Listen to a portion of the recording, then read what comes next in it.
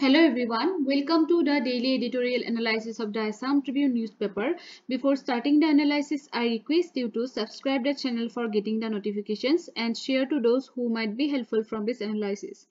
Our Telegram link is given in the comment section through which you will be given important PDFs. Let's start today's important articles. The first article is Symbol of Women's Empowerment. So in this article, we will study about Heirloom Naga. So Heirloom Naga এটা center হয় জেসমিনা জেলিয়াং তেখেতৰ লৰা আকু and নাথানৰ লগত চলাই থকা এটা centre হয় ঠিক আছে আৰু এই Heirloom Naga চেণ্টাৰটোৱে বহুতখিনি জব ক্ৰিয়েচনত হেল্প কৰিছে এতিয়া বৰ্তমান সোসাইটিত যিমান জব স্কেৰচিটি চলি আছে ন গতিকে এই ক্ষেত্ৰত মানে যথেষ্টখিনি আপোনাৰ আনএমপ্লয়েড পাৰ্সনছক হেল্প কৰিছে এটো কোড আছে নাগাল্যান্ডত আছে ওকে এটা চাওক আৰু তাতে বিশেষকে উইভাৰ্স খিনিৰ কথা কোৱা হৈছে উইভাৰ্স খিনি উইমেন হয় আৰু সেই উইমেন খিনিৰ মানে ইমান স্কিলড হয় তেওঁলোকৰ মানে ইন্টাৰনেশনাল লেভেলত ডিমান্ড আছে তেওঁলোকৰ মানে প্ৰডাক্টস বিলাকৰ ওকে এতিয়া চাওক মই এটা কথা কও আৰম্ভণিতে যে এই যেটো জেসমিনা জেলিয়াঙৰ যেটো Heirloom Naga ইয়াৰ বিষয়ে আপোনালোকে কোড ইউজ কৰিব পাৰিব যেতিয়া ওমেন এম্পাৱাৰমেন্টৰ ওপৰত আপোনালোকৰ এছে আহিব ঠিক আছে সো এটো এজ এ কেস ষ্টাডি আপোনালোকে মনত ৰাখিব পাৰে খুব ধুনিয়া এটা কেস ষ্টাডি আপোনালোকে এছে খনৰ আৰম্ভণিত যদি এনেকে এটো ৰেস্টাৰ্ট কৰে এটা মানে ডেফিনেটলি এটা ভাল কেস ষ্টাডি হ'ব ঠিক আছে এটা চাওক আৰু Heirloomৰ যেটো মটো হয় এটো মটোটো হয় অনাৰিং ট্ৰেডিশনস মানে ট্ৰেডিশনাল বস্তুবিলাক প্ৰডাকশনৰ ওপৰত তেওঁলোকে খুব গুৰুত্ব দিয়ে ওকে সো জেসমিনাস ইন্ডাষ্ট্ৰিয়েল স্পেস যেহেতু তেওঁ এগৰাকী এন্টাৰপ্ৰেনিউৰছ বুলিয়ে ক'ব লাগিব ন সো তেখেতৰ যেটো ইন্ডাষ্ট্ৰিয়েল স্পেস হয় এটো কোড আছে চুমুকে ডিমা ওকে আৰু ইয়াতে ফ্যাক্টৰিও এটা আছে যত নেকি আপোনাৰ ক্যান ফাৰ্নিচাৰ মানে ক্ৰাফট কৰা হয় আৰু হেখিনি মানে হে ক্ৰাফটিং টু বহুত মানে মানে আপোনাৰ এটা এক্সপাৰ্ট হ্যান্ডেডি মানে কৰা হয় আৰু বহুত দেখিলে গম পাই যে কিমান মানে কেয়াৰফুলি বনোৱা হৈছে হে ফাৰ্নিচাৰস বিলাক ঠিক আছে মানে মেইনলি এই দুটাৰ বিষয় ইয়াতে উল্লেখ কৰা হৈছে আৰ্টিকেলটোত যে ফাৰ্নিচাৰস আৰু উইভিখিনি উইভাৰ্স খিনি বিশেষকৈ উইমেন এম্পাৱাৰমেন্ট কৰিছে লগতে জব ক্ৰিয়েচনো কৰিছে ওকে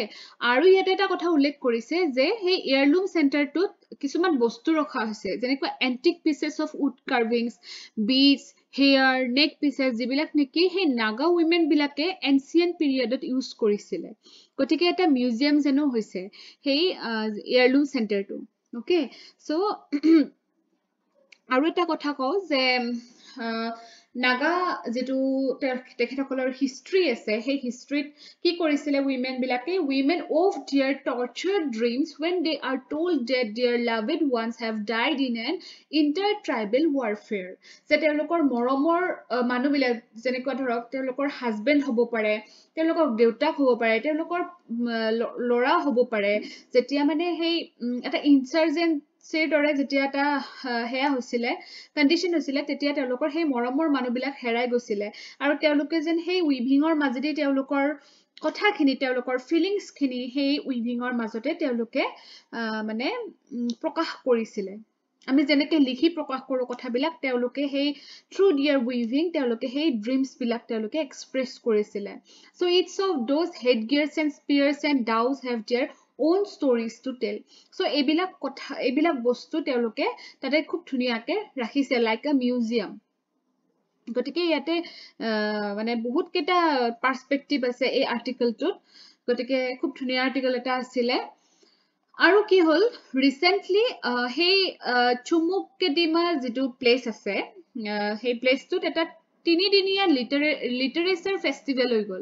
আমাৰ যেনেকুৱা অসম সাহিত্য সভা হৈ গল ঠিক তেনেকে নাগাল্যান্ডৰো আছে সো কোড হৈছিল এটো মনত ৰাখিব চুমুকে ডিমাত হৈছিল and named the White Owl Literature Festival আৰু সেই লিটাৰেচাৰ ফেষ্টিভেল টোৰ নাম হল White Owl Literature Festival okay আৰু লগতে এটা গ্ৰন্থমেলাও অৰ্গানাইজ কৰা হৈছিল পেঙ্গুইন ইণ্ডিয়া অৰ্গানাইজ কৰিছিল আৰু এই লিটাৰেচাৰ ফেষ্টিভেলটোত বহুত মানুহ গৈছিলে বহুত ভিজিটাৰ্ছ গৈছিলে আৰু লগতে সেই প্লেচটো চাই আহিছিলে যেটো ইয়াৰলুম চেণ্টাৰ বুলি মই আৰ্টিকেলটোত কৈ আছো ওকে সো এইখিনি আছিলে এইটো আৰ্টিকেলত come to the next article which is significance of World Day of Social Justice so আজি হল আমাৰ World Day of Social Justice 20 February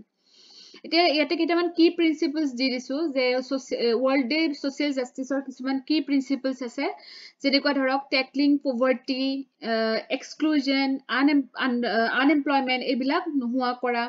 তাৰ পিছতে access to social protection human rights fairness equality এইবিলাক promote কৰা হৈছে আমাৰ সেই যেটো আমাৰ ওয়াৰ্ল্ড লেভেলত যেটো আমি সোশ্যাল জাস্টিস ডে সেলিব্ৰেট কৰিছো বা অবজাৰ্ভ কৰিছো হেতুৰ মেইন থিমটোৱে হল যে আমাৰ ওয়াৰ্ল্ড খনত যাতে ইকুৱেলিটি টো মানে বিৰাজমান হয় okay so the concept of social justice first emerged in 19th century প্ৰথমতে 19th century হেই social justice টোৰ কথা মানে প্ৰথমতে আহিছিলে যেতিয়া ইন্ডাষ্ট্ৰিয়েল ৰেভলিউশন হৈছিলে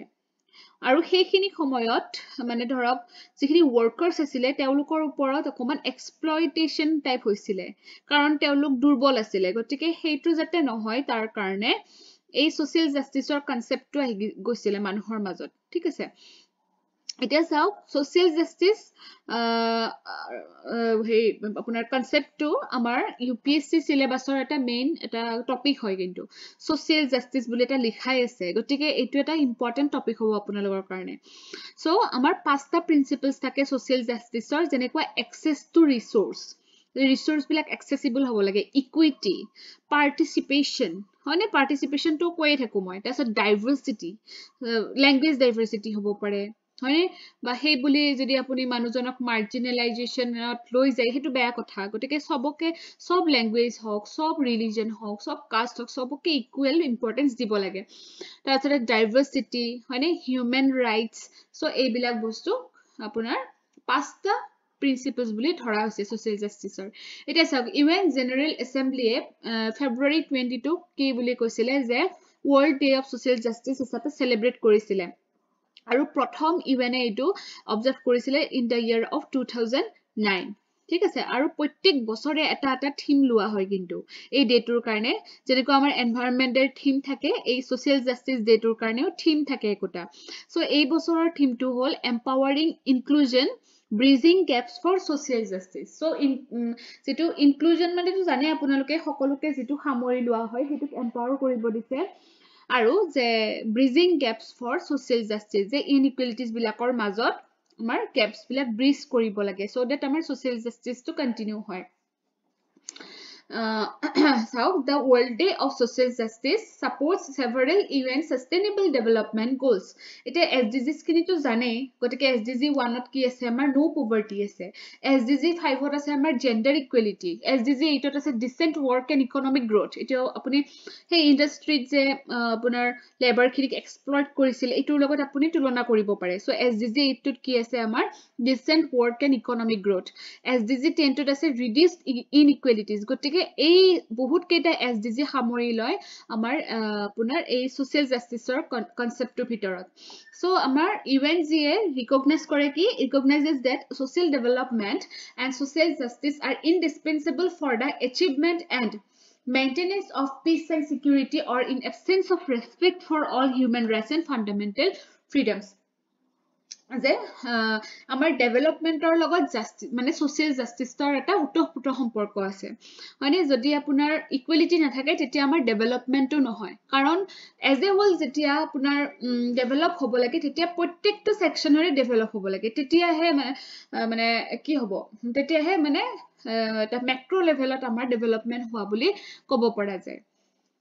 It is how the concept of social justice in the Indian constitution. It is Indian constitution of social justice or kun bilak bostu dekhibole pao. Jenekwa dhorok amar fundamental rights ase,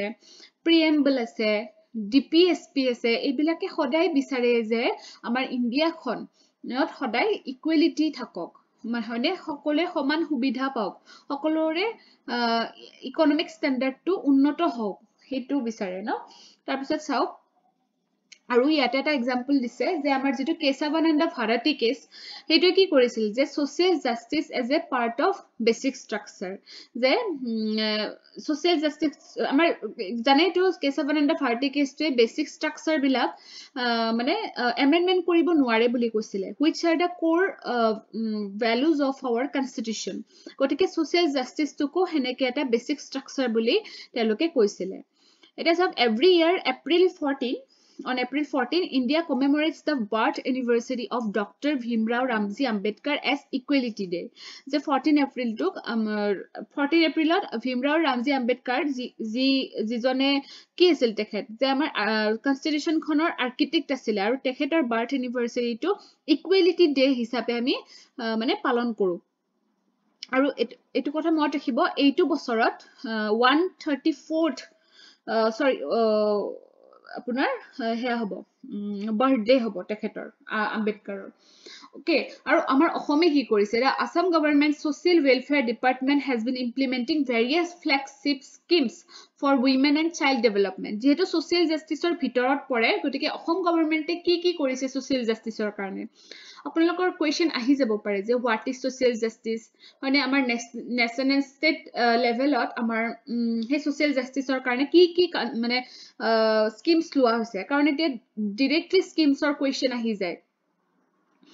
গতিকে আপোনালোকে জানি থোৱাটো ভাল যে social জাস্টিসৰ কাৰণে কেনেকুৱা ধৰণৰ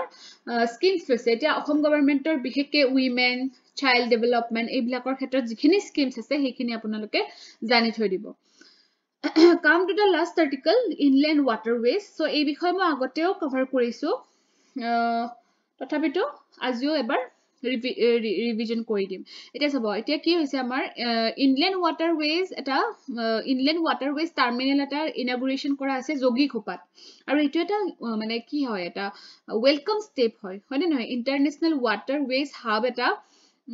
হবল মানে হৈছে হয়নে so the terminal is just 91 km of Gelefu in Bhutan and 108 km from the Bangladesh border and 147 km from Guwahati মানে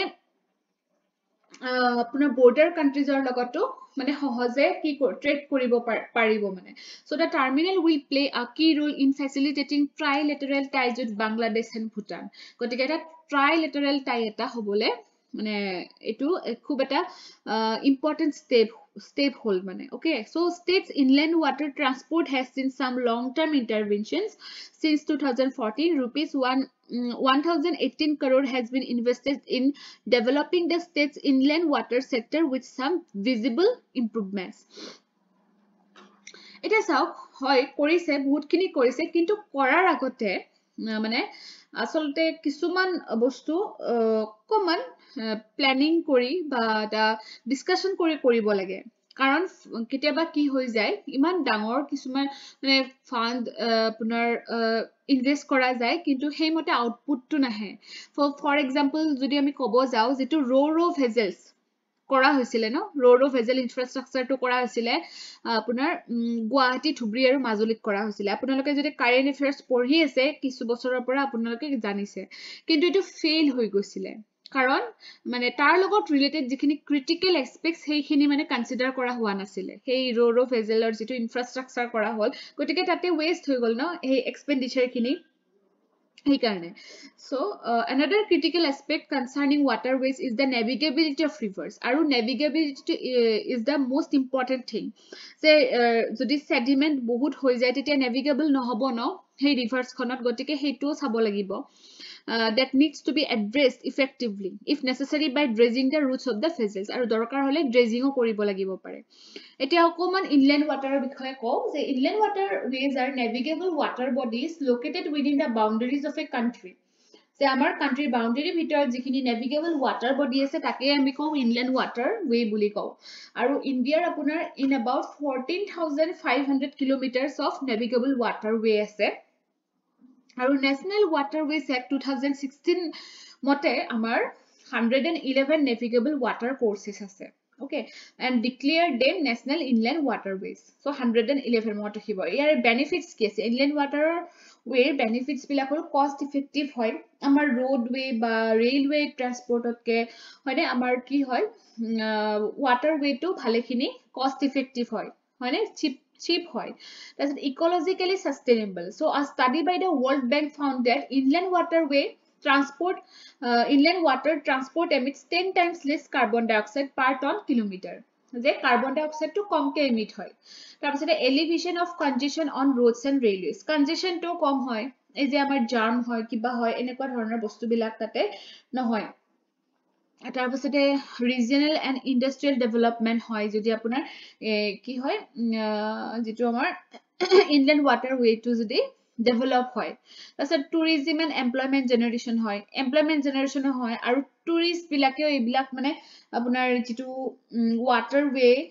যেটো জাৰ্নি সেইটো এনজয় কৰে গতিকে এইটো এটা টুৰিজমৰ কাৰণেও এটা ফ্ৰুটফুল এটা হেয়া হয়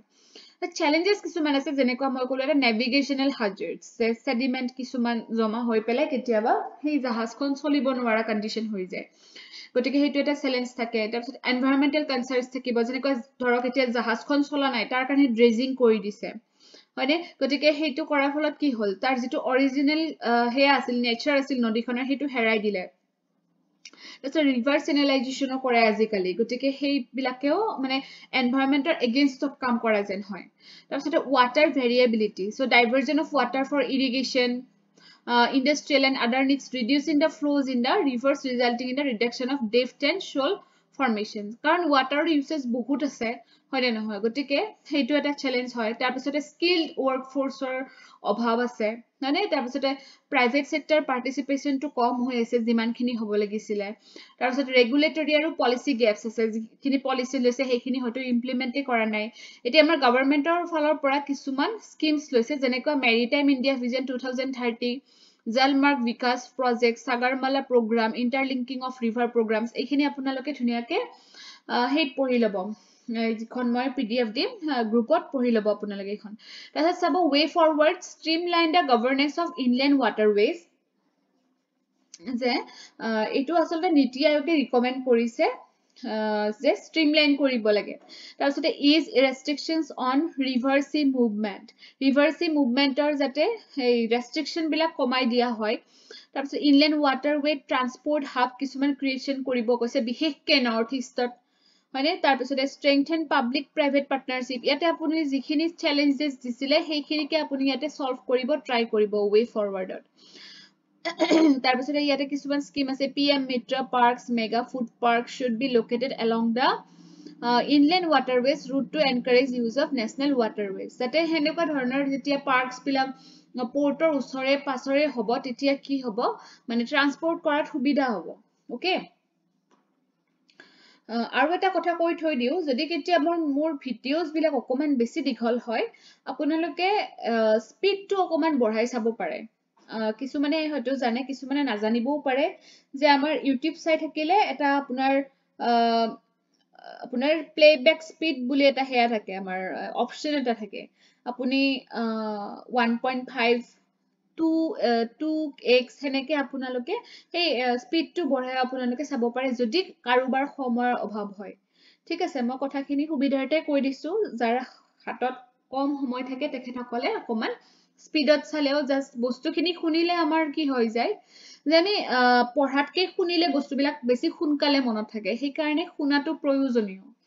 হয়নে গুড লিসেনাৰ হোৱাটো খুব ইম্পৰ্টেন্ট কথা হয় ঠিক আছে so thank you for watching the video